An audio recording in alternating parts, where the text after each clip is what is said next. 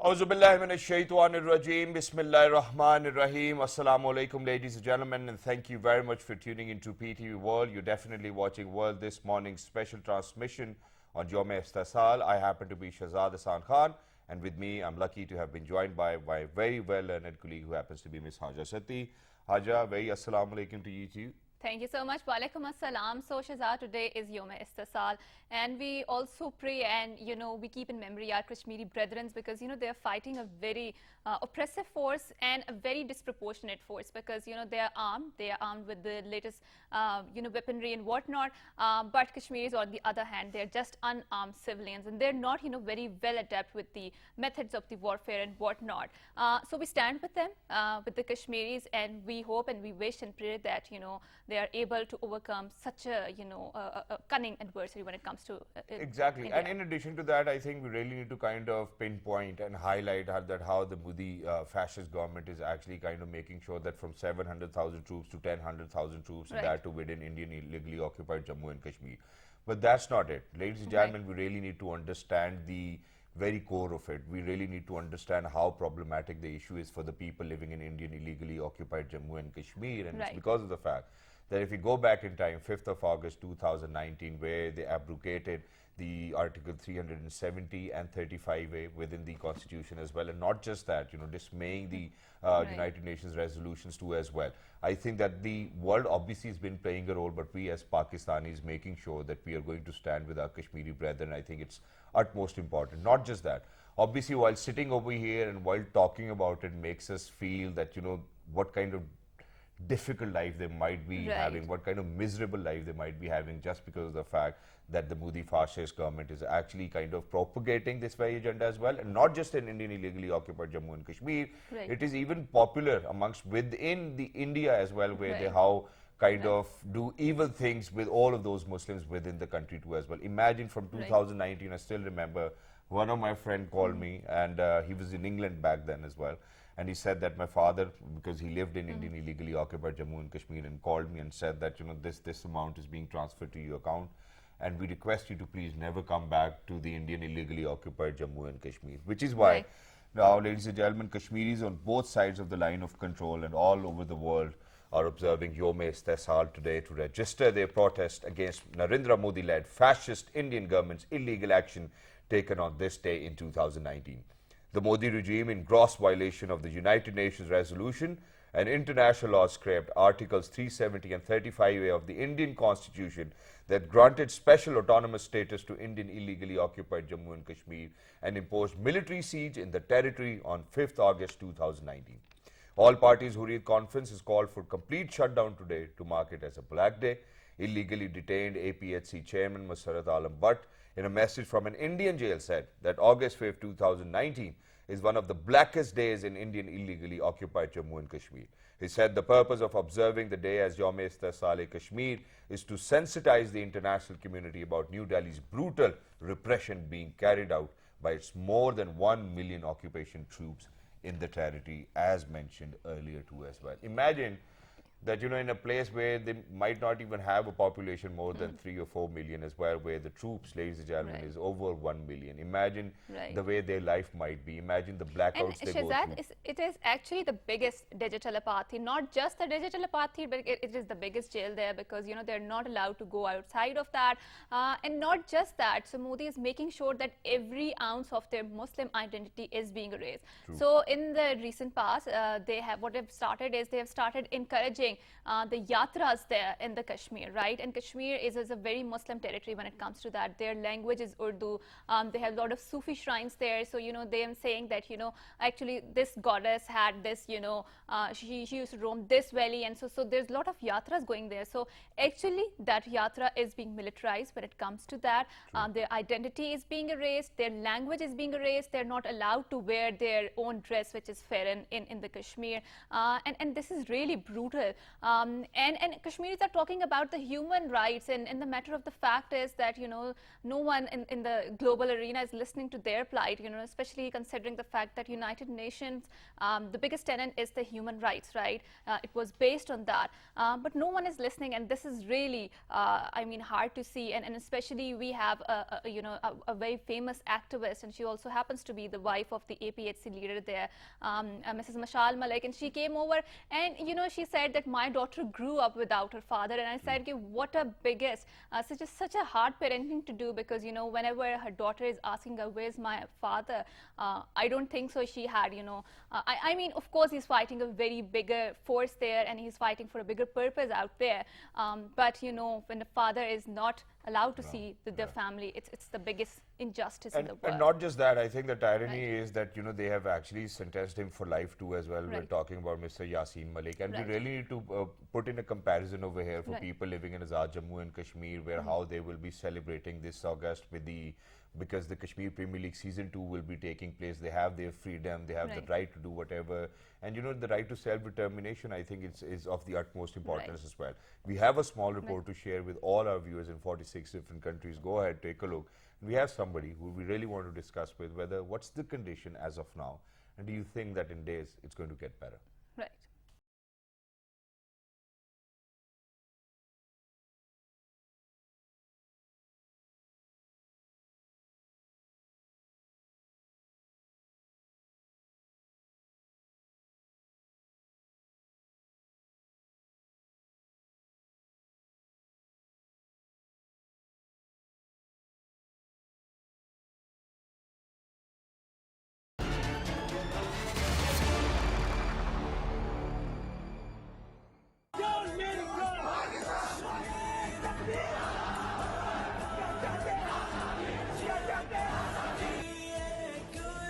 It is clear that we have taken a position about the need for Security Council resolutions to be implemented and for effective de-escalation and dialogue linked to that, with another very important condition, which is full respect for human rights and continental freedoms in Jammu and Kashmir.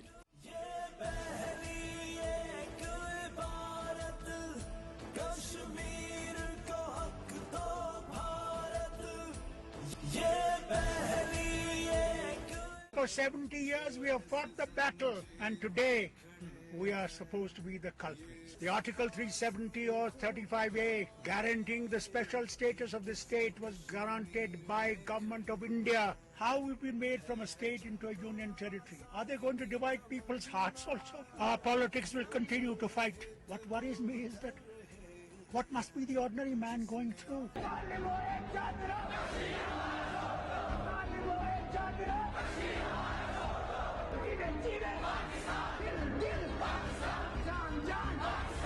People of Kashmir have been dealing with these situations for 70 years now, and the last 30 years have been a situation of active war, where we have seen 6 to 10 people die every single day.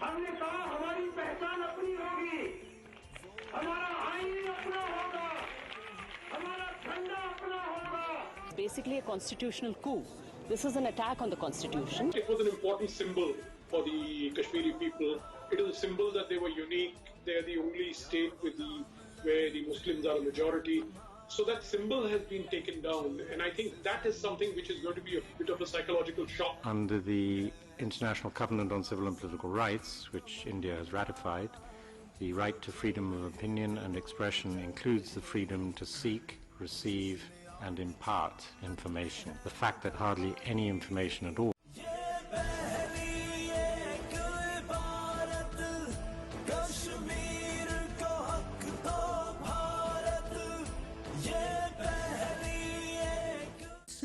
पान दी लड़कों जो चाहे क्यों तलशी वो छाड़ान लड़कों की तुम गई में क्यों गाइड थे नहीं पतलाड़े सक पातल लोग वादरवान हर उस माँ के साथ खड़े हैं जिसने कश्मीर की आज़ादी की जिद्दोजहद में अपने बच्चे गंवाए हैं। हम हर उस बाप के साथ खड़े हैं जिसने अपने जवान बेटे की शहादत पर उसकी मैयत को कंधा दिया है। मैं हर उस बहन के साथ खड़ी हूँ जिसने कश्मीर की आज़ादी में अपनी इज्जत का नजराना दिया है। पूरी कौम आज एक आवाज से बात कर रही है अपने कश्मीरी भाइयों के हकूक के लिए, कश्मीर की आज़ादी के लिए।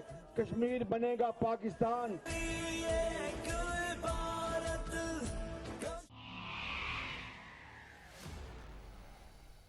So, you know, Shahzad, there is indigenous resistance going within the Kashmir, and I did my thesis on Kashmir. So, one of the findings that I came across is that, you know, after the abrogation of Article 370 and 35A, actually Kashmiris are resisting on a very large scale, and they're, you know, fearless when it comes to resistance. You know, they are not very much fearful of the Indian brutalities, of the Indian brutal army. And one of the respondents told me that, you know, there was actually, because it's the month of the August going on, and actually on Pakistan's Independence Day, there was a massive firework in the Kashmir, especially considering the fact that there's a huge lockdown there. No one can go there. So he said such kind of resistance that is going out there, it's just amazing and astonishing how people are resisting. And it's not just the men there out there, it's the women, it's the kids, it's the elderly. Everyone is resisting out there. They're resisting the government, they're resisting the forces, and I think this is the biggest slap that one can, you know, give it to the Indian brutal forces out there. So, you know, to talk and explore the relationship of the indigenous movement and human rights movement more, we have a really amazing guest in the studio who happens to be Mrs. Sundas Madik. She is a chairperson of the United Jammu and Kashmir Coalition and also the human rights activist. Assalamu alaikum and welcome to our show. Thank you for having me. Right. So we really wanted to ask you about, you know, how effective is that resistance which is going inside the Indian illegally occupied Jammu and Kashmir? And what are the sort of tools, you know, through which people express their resistance out there? Well, I think being alive is part of a resistance for Kashmiris. Right. As long as we have breath in our lungs, I think it is a resistance to Indian occupational forces. As far as the effectiveness is concerned, I think it's a tribute, these 74 years is a tribute to that same resistance, which has not allowed Indian authorities, despite their huge numbers, to completely take over the Kashmir Valley. Right. So I think, and it is the fact that it is indigenous is the only reason that it hasn't died down in the past 74 years, and Kashmiris, rather than being victims, have come out as victors. Right. And, you know, especially when we talk about the settler colonialism, right? So this sort of discourse, it has been around, you know, quite few years, but when it comes to the Kashmiri case, it's a new narrative when it comes to that, right? So India is making the demographic changes there. It's erasing the Muslim identity, the Kashmiri identity, and it is settling a lot of, you know, Hindu pundits actually over there, and they're actually constructing the cantonments, you know, where they're settling the Indian military officers when it comes to that. So do you think that the settler colonialism can make a mark when it comes to the Kashmiri human rights discourse? Well, I think settler colonialism is, although it might be, like you said, a narrative which has come out recently, right. I think the genesis of the Kashmir dispute right. begins with the ideology of settler colonialism right. by the Indian government. Right. For them, I think when the opposition in opinion comes in when for Kashmiris, it is part of our identity, right. being Muslim, being Kashmiri, being associated with Pakistan for that matter, it is a part of our identity. Whereas for the Indian authorities, it is about Kashmir, the same Kashmir that you said was the land of Devis, was the land of Pandits, was the land of the Dogras. Right. So for them, the genesis of the Kashmir dispute is with this ideology of settler colonialism, where they believed that this is one land which can be considered a Hindu land, whereas India was always marked as a secular state.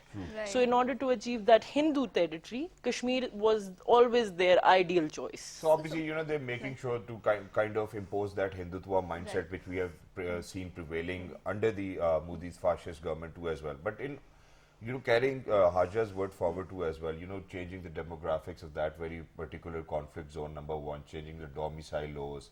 Is it all because of the fact that one day, if they come towards succession, so they could actually play that negative role which they always wanted to play, that they might have more votes rather than the Kashmiris themselves? Well, I think it's multi-pronged. The idea that the demographic change would affect the plebiscite, the UN plebiscite, that is one of the ideas. But another idea is that they're conducting these blatant brutalities unchecked. There is no one holding them responsible for what they're doing. So they believe that they have a window where the world is silent, or I would say rather blind to their atrocities. It is time for them to completely take over the Kashmir Valley like the Israelis are doing in Palestine. Right. So it's very similar. Yes, so you are giving the example of Palestine and the Israel, right? So that is, very much going on inside the Kashmir, right? But there is an entire digital apartheid going on there. We do not know what is exactly going out there. Their internet connectivity is not there. The journalists cannot actually land inside there because, it's a sort of a They're not even right about the atrocities going on. Exactly. So when it comes to the Palestine, I think that the atrocities could be documented because, it's not that much surrounded by the Israel, right? So what exactly is happening inside the Indian illegally occupied Jammu and Kashmir as of now, when we are talking about it, what sort of brutalities are they going through? And it's been 3 years from Yes. 5th Yes. August 2019. Right. Well, I would just start by saying that India has not learnt from the Israel apartheid, rather they perfected it. Okay. They know what Israel had been doing, and they have now learned from the best, Right. and now they're implementing the same regime Right. in I think more extremity in the Kashmir Valley. Right. As far as your question regarding this is concerned, whether the real situation in Kashmir is visible to the world or not, I think to a certain extent people know. Okay. More than 500 people have been martyred in the past 3 years. Yes. Right. Civilians have been martyred in the past 3 years.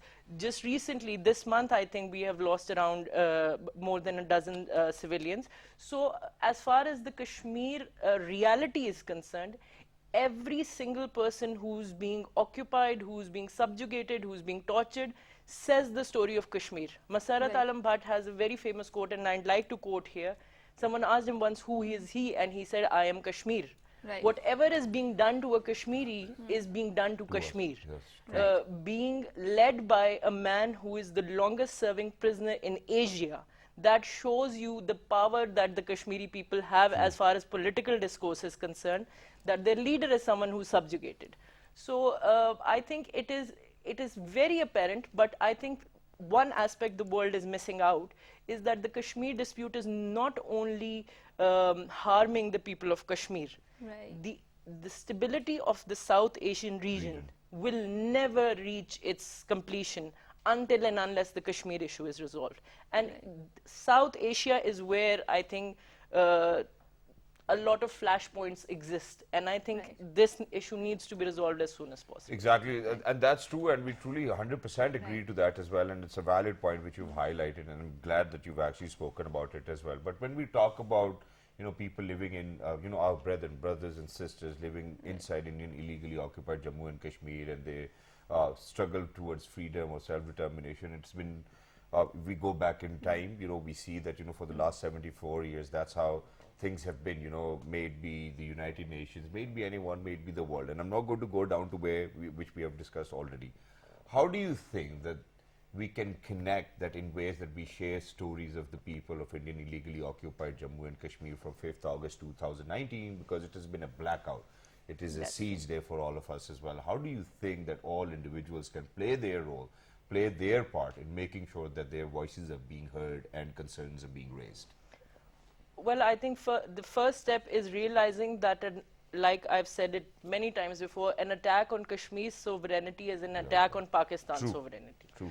So being a stakeholder, I think it is important to become more proactive and reach out to those. There are lots of people who have successfully left out of Kashmir, but they have families there, they have connections there. True. So as far as like I am concerned, I have some people there who do let me know on what is going on. Although it might be very difficult for them, although it might be very invasive for them to even come out and say something. But they, like you said, they don't fear those things because they know that something else is more important, letting people know what's going on.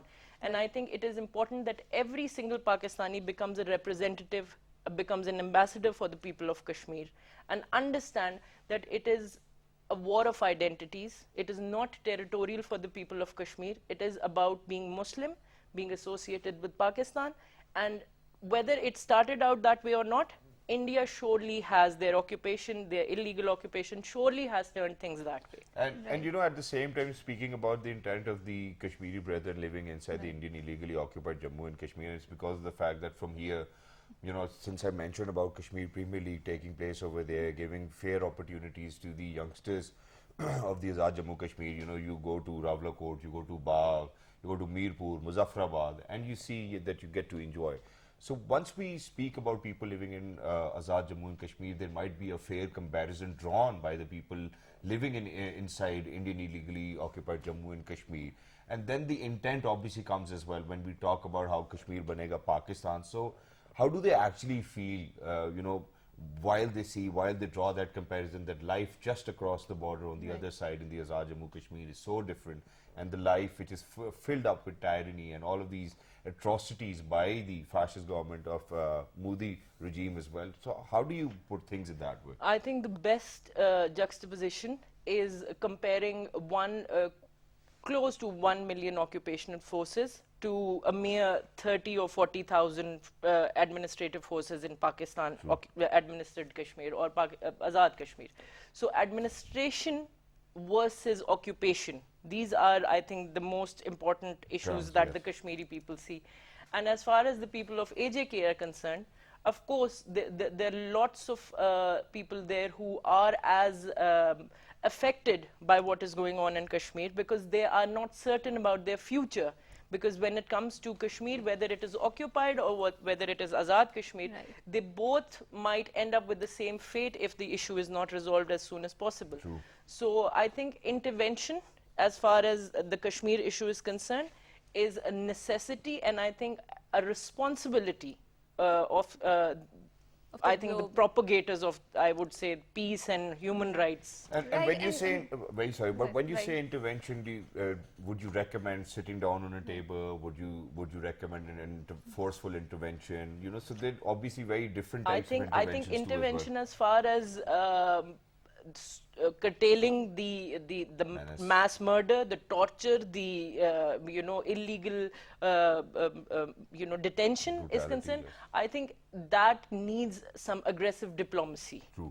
Being very fair, because something which we need to understand is that the only reason even Pakistanis want the Kashmir issue to be resolved is because of the people of Kashmir. It is not about territory from there either. So what will you do with Kashmir when there are no Kashmiris left? So I think strict diplomacy, aggressive diplomacy is the first step, and then we can sit down on the table with Pakistan, India, Kashmiris, the world powers, whoever it might be, and resolve the Kashmir as per the UN resolution. And this is something which you would suggest as chairperson, United Jammu Kashmir, very sorry, when we talk about the coalition, yes. So this is what you actually suggest, or there are other suggestions when you talk about, or probably as the chairperson of the coalition too as well? I think, like you said, the first solution, in my opinion, is urgent intervention. Okay. Because we have had this been going on since last year when the Genocide Watch said we are standing on the 8th stage of genocide.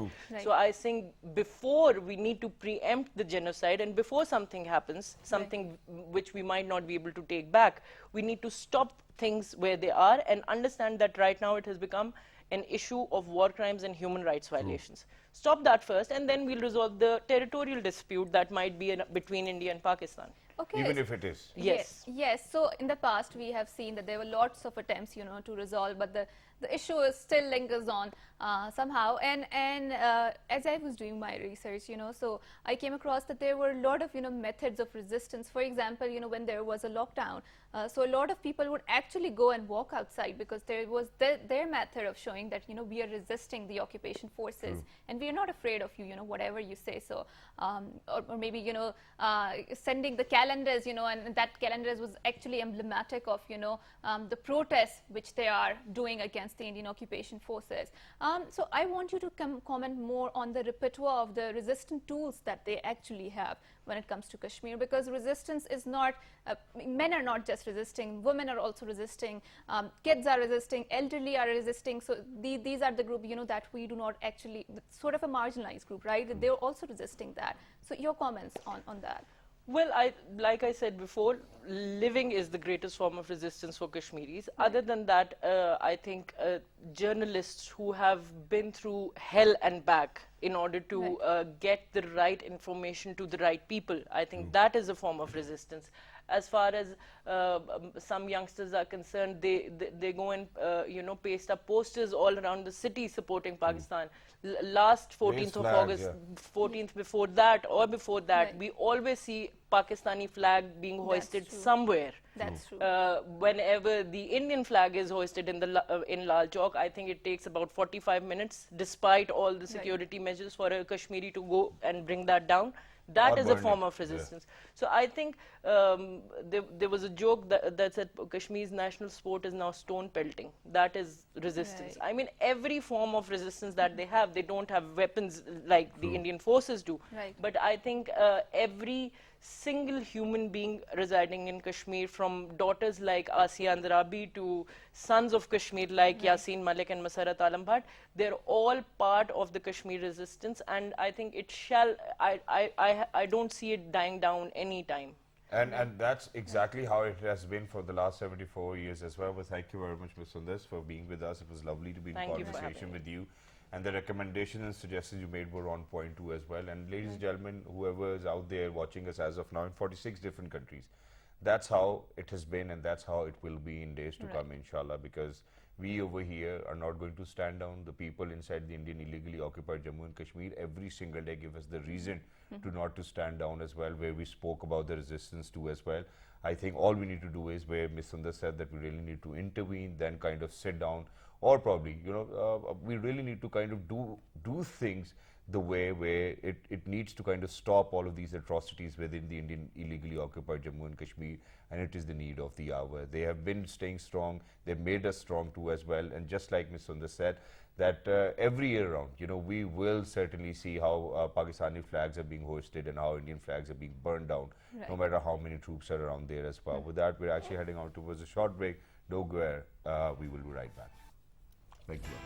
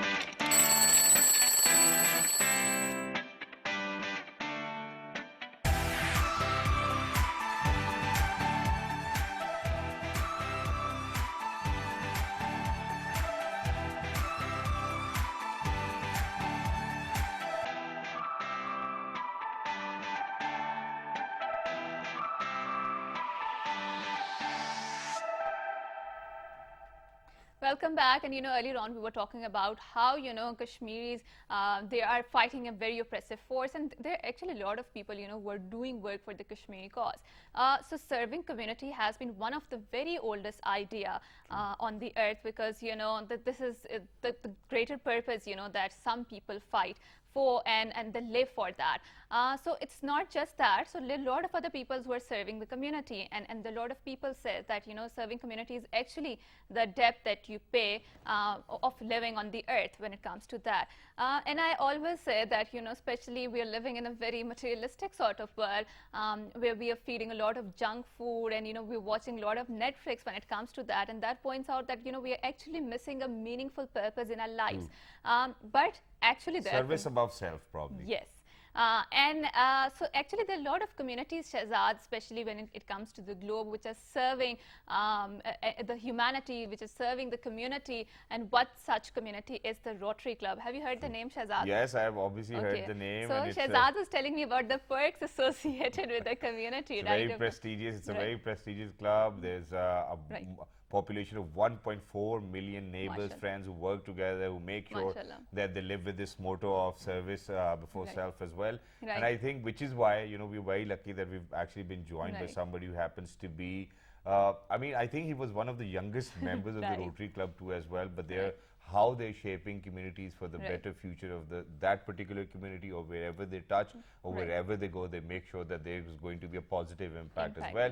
With that, ladies and gentlemen, without any further ado, it's it's an honor to actually have him over here on the show too as well, because ladies and gentlemen, he actually happens to be Mr. Adnan Sabur Rohela Sahab. Hello sir, Assalamu Alaikum. Thank you very much for joining us. Wonderful to have you. It's my pleasure. You happen to be the District Governor Rotary as well. But sir, obviously we're going to come down to where I want to talk about how Rotary is actually shaping communities. But before I do that, for somebody to be in college and become a part of Rotary Club is quite an early achievement, I would say, especially considering the fact exposure. I think that's what I would want to say, that how come you got to know? Because for me, I got to know about Rotary Club when I actually joined television. That was way back in 11 or 12 years. But how did you got to know when you were in college only? Well, Bismillah ar-Rahman ar-Rahim. Thank you very much for giving me this opportunity to talk about our organization. Right. Of course, this is actually a unique point that you have started with, which actually would enable us to know the fabric of our organization, how it functions. We say that Rotary gives a complete leadership opportunity, and I started in college when, of course, I was around the age of 18 or 19. Right. And at that time, since Rotary has a well-established infrastructure for youth as well. Right. So at that time, it used to be a program, and it was called, and it is called Rotract. So Rotract was the youth wing of Rotary International, which was for the age bracket of 18 to 30. Its motto was actually fellowship through service, and still it is. So it's about making yourself an entity, having the sufficient leadership training at the time when you are either student or fresh professionals. It gives you an opportunity and exposure to have your personal development, leading to professional development, and then leadership development. Now, these are those three steps which every individual or every youth would want to have, other than the opportunities that they get at their social level or in the educational field. Of course, at that time, the level of competition was different. We were living in a different world. I'm talking about like 90s. So when we look at you, man, you really do not have to label 90s as well, because you look from 2002 as well. But sir, well, I take it as a compliment. But it's a trick question, sir, and I want you to answer it very reasonably as well, because there's another question coming afterwards. How did you got to know about Rotract? My father was actually already a Rotarian. He was one of the first few Rotarians of his club when he joined Rotary back in '82. So, like, for me, it was a household thing. Now the trick question. I never knew that nepotism worked with Rotary Club too as well. Actually, that's the thing. You actually have to earn your place. That's what I wanted to get out. Because we are dealing with all professionals. True. Right. We are dealing with people who have already achieved something from in all over their the world. society. Absolutely. Right. So, I think that, you know, for me, it has always been a challenge because I am a lawyer and my father is a lawyer as well. And then when it comes to Rotary, of course, you know, he was a Rotarian much prior to when I became a Rotractor. Right. That's what we call it. But the thing is that it was a challenge for me as well to have my own entity, whether it comes to profession or where, and that was actually a driving force. Right. Since culture is different Right. in Rotary, so it's an independent organization.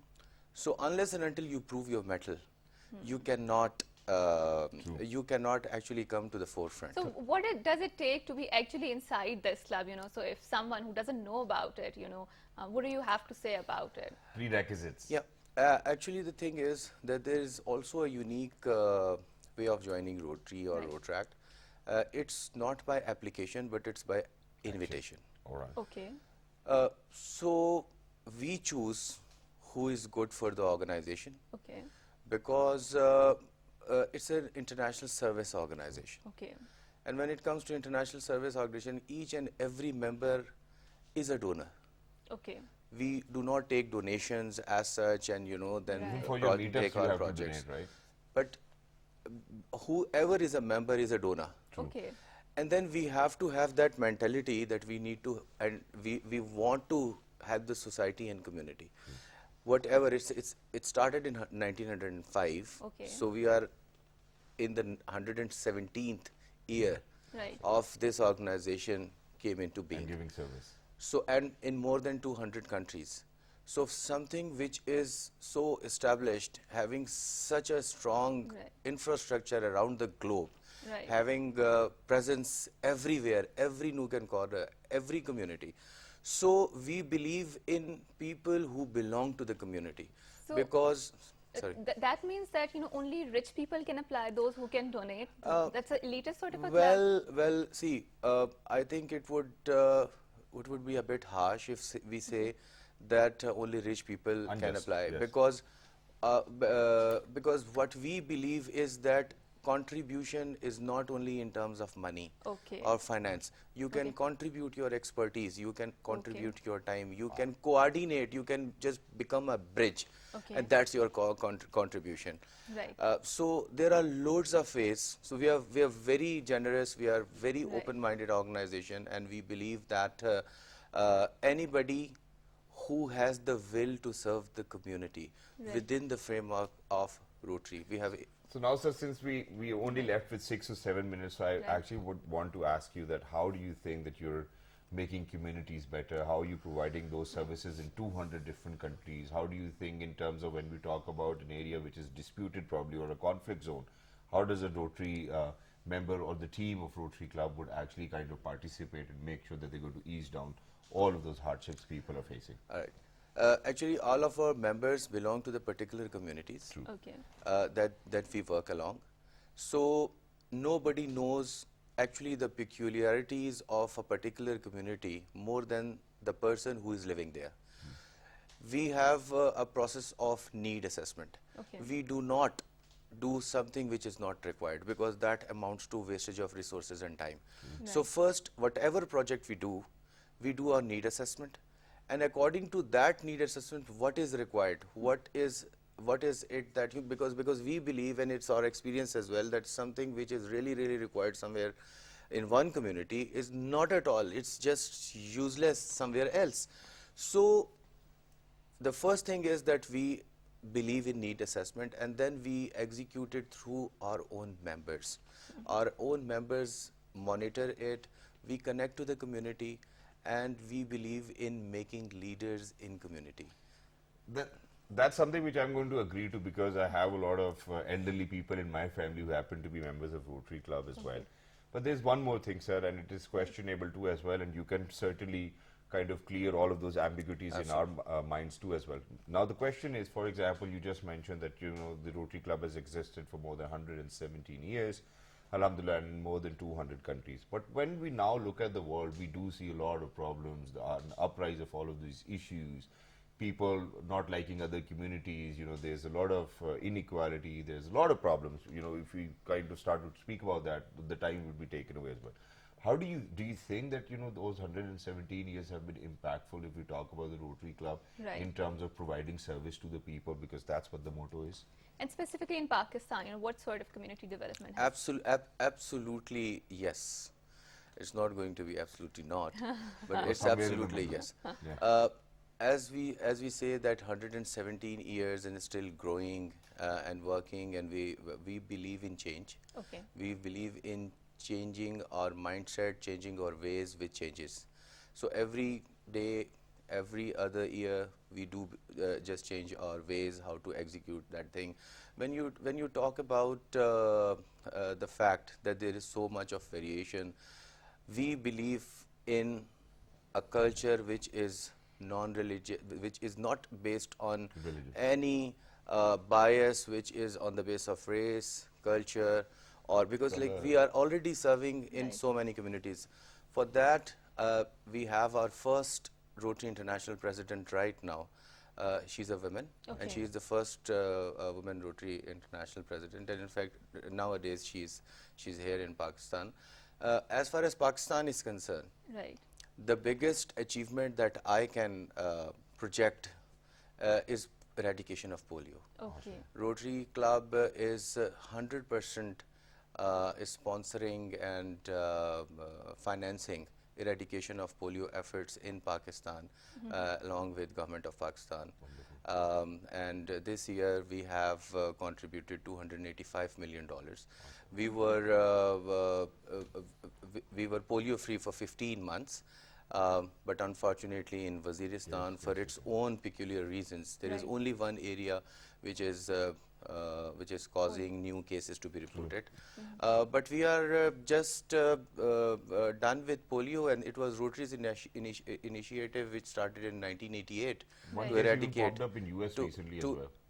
Yeah, but primarily most of the cases are being reported from Pakistan and Afghanistan. So Afghanistan, for its own reason, because there is no systematic campaign for immunization, but hopefully we will be done with it. So as we say that we are this close to ending polio, and we are actually, because from hundreds and thousands of cases, we are down to just cases which are reported about 9 and 10, and that too after 15. And I would love to appreciate months. that, sir. Obviously, that's quite a service to mankind too as well, and we would certainly want you to continue with that. But amidst COVID, obviously during COVID there were a lot of challenges, problems. So were there things or probably services administered by the Rotarians too? Yes, we actually, first of all, of course, COVID was a sort of thing that you had very controlled environment, and you were actually encouraged not to socialize and go out. So we actually concentrated on those people who were actually on the front line, and for front line health workers, we provided the kit that they used to wear, the overall we used to call it, and all the when it was at its peak, we promoted use of masks and sanitizers, distributed sanitizers, because we were not allowed to do more than that. And basically the headquarter had instructed that just follow the SOPs of your government. So we were doing according to that, and we were working along with the government to provide some sort of relief to the at least frontline health worker who were actually exposed to that, and whatever was possible. Right, sir. So I would really like to ask you, especially in a closing note, that a lot of international organizations which are working in a third world countries in Pakistan, like a developing country, of course, like Pakistan, so there's a huge of criticism level on them. So they had their own agendas, and they, there's a lot of skepticism when it comes to they're serving the communities. They have their specific lines which they follow. So how do you dispel such kind of new imperialist notions restrictions which comes with the international organizations which are working in the This third world? once again is a trick question by Hajra. Whenever you do good work, you are bound to receive some sort of criticism. Right. But at the end of the day, you have to actually see what is the purpose of your organization. Right. When organization have different agendas country-wise, Right. then that pops up sometimes in your mind, because they are playing to the socio-economic position of that particular community, Right. or whatever the rather political situations are considered to execute those projects. We don't have that consideration. Okay. We have only one policy around the world, Right. and that is whatever is required for your community. We do not, as I said, that when money comes in, a lot of problems pop up. So since we ourselves are donors, therefore, alhamdulillah, so far we have not received any such criticism as such, because we in our particular community want to create an impact, and we operate in such a way to be connected to the community, to help them, and to make community leaders. So Right. this is all about us. Wonderful, sir, and thank you very much Thank for you so first much of all for taking joining our us. time Right. for us, for our audiences in 46 different countries, and since Right. you operate in more than 200 countries, we want to wish you best of luck for all Thank the you very future much. endeavors. It's my and please pleasure. make sure that Right. as you serve the communities, may the service get better And every single day as well. Inshallah. But for everybody who's out there, ladies and gentlemen, it's never too late. You certainly, obviously, if you can become a member, that's wonderful. But if you're not a member, nothing's stopping you from actually giving service to all of those people who might be in need of that as well. Please make sure that you write to us on our Facebook page, which is with the name of World This Morning. On Twitter, it's World This Morning without a G. On Daily Motion, on YouTube, it's World This Morning. The fabulous repeat is going to be at 4:05 tonight in the afternoon or evening, however you may want to refer to it. But till the next time, look after yourselves. And since it's Friday today, please make sure that you remember us, our families, and our entire team over here at PTV World, and the entire Muslim Ummah and the people of Indian illegally occupied Jammu and Kashmir. Allah Hafiz. Good morning.